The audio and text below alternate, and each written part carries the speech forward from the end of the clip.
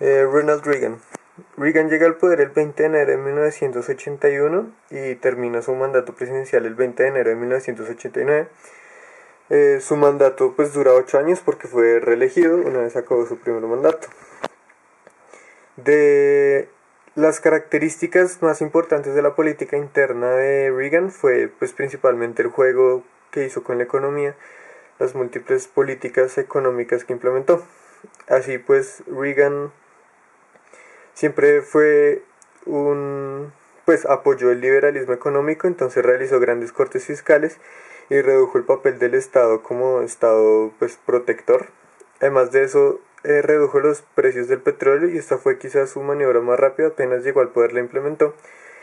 Y redujo los precios para aumentar la producción interna del petróleo y para promover la exploración sobre este.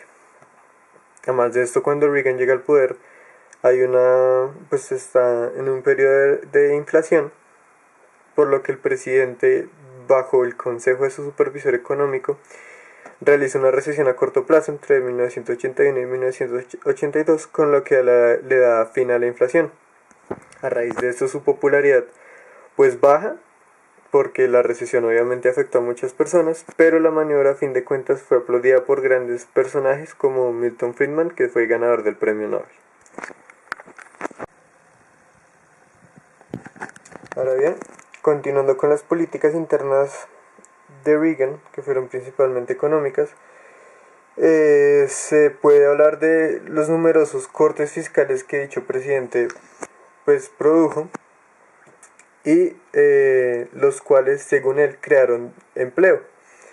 A raíz de este empleo los ingresos federales, es decir, los ingresos a partir de los impuestos, aumentaron de 517 mil millones a 1 billón por año en la década de los 80.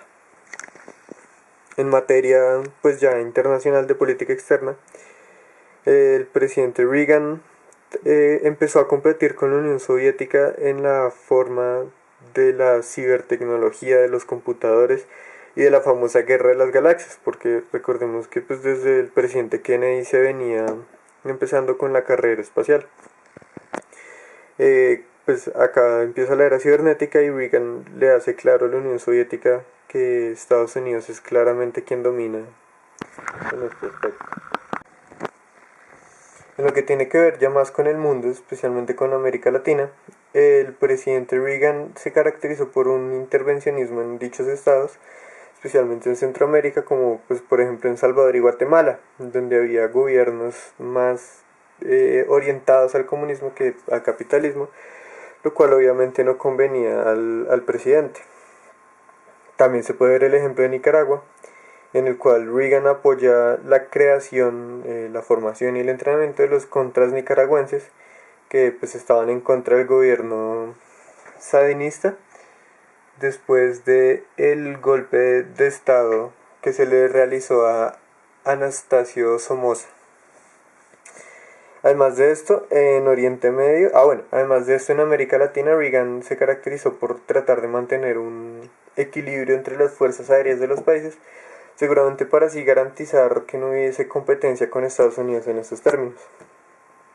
En Oriente Medio, finalmente, Reagan apoyó a Saddam Hussein y también le concedió armamento de tipo biológico a Irak, que curiosamente después fue uno de los argumentos para invadir dicho país.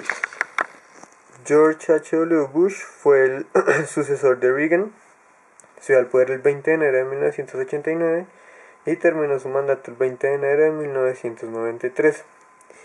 En política interna, en lo que respecta a la economía, se puede hablar del gran déficit fiscal que hubo en su periodo de mandato, pues debido a algunas políticas que había efectuado su predecesor Reagan. Para combatir el déficit fiscal, Bush tuvo que aumentar los impuestos, lo cual trajo consigo una increíble baja popularidad, es decir, su popularidad se redujo mucho debido a esta medida, y también algunos problemas con los republicanos porque se sintieron traicionados. Bush quería pues tomar otra medida distinta a esta, sin embargo los demócratas lo incentivaron a aumentar los impuestos y la presión fue tan grande que tuvo que hacerlo. Más adelante, en 1992, Bush afirmaría que se arrepentía de haber hecho esto. El desempleo en su mandato fue relativamente bajo, eh, al igual que pues, la inflación de ese momento que como vimos anteriormente pues, ya había combatido Reagan. Por otra parte, mientras Bush estuvo en el poder, solo el 14.2 de los norteamericanos vivían en la pobreza, lo cual es una cifra baja y lo que en términos generales habla bien de la economía en este mandato. En lo que respecta a lo social, Bush firmó y pues creó el Acta de los Americanos con Discapacidades en 1990, que al igual que el Acta por los Derechos Civiles que se firmó en 1964 y en la cual se prohibía la discriminación por color, raza, sexo, ideología, etc. El Acta de los Americanos con Discapacidades de igual forma prohibía la discriminación contra pues, las discapacidades tanto físicas como mentales en un norteamericano.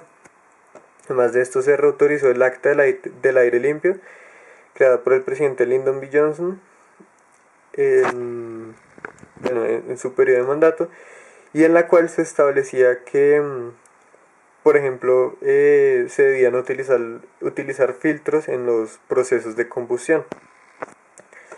Además de eso se reformó el Acta de Inmigración, entonces se reforzó la policía fronteriza de Estados Unidos, se establecieron nuevos términos para aceptar legalmente a un inmigrante, se quitó por ejemplo un examen que se debía hacer de inglés, etcétera, abriendo las oportunidades para los inmigrantes para que pudieran ir a vivir en Estados Unidos. Estos fueron quizás las 3 actos más importantes que realizó el presidente Bush en su mandato presidencial.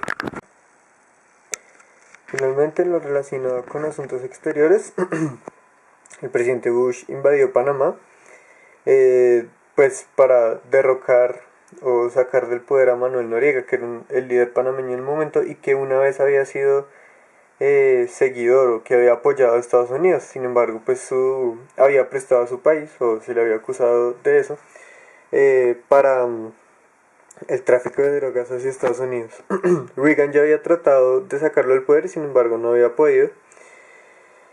Y entonces por eso es que Bush pues trataba de quitarle el poder. En 1989 se llevaron a cabo elecciones democráticas en Panamá y ganó Guillermo Endarra. Sin embargo, Noriega anuló las elecciones y esto llevó a que Bush invadiera el país con 24.000 soldados y destituyera el poder a Noriega.